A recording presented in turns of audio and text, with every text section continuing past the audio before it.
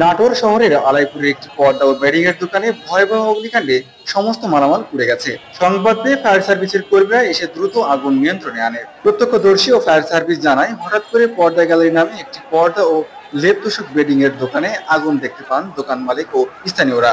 দ্রুতই ঘটনাস্থলে কালো ধোঁয়া আচ্ছন্ন হয়ে পড়ে। খবর পেয়ে ফায়ার সার্ভিস ঘটনাস্থলে এসে প্রায় 1 ঘন্টা চেষ্টার পর আগুন নিয়ন্ত্রণে আনে। নাটোর ফায়ার সার্ভিসের টিম লিডার আখতারুজ্জামান জানান, প্রাথমিকভাবে ধারণা করছেন যে এটি বৈদ্যুতিক শর্ট সার্কিট থেকে আগুনের সূত্রপাত হতে পারে। তবে ক্ষয়ক্ষতির পরিমাণ তাৎক্ষণিকভাবে জানানো সম্ভব হয়নি। এ বিষয়ে তদন্ত চলছে বলে জানান তিনি।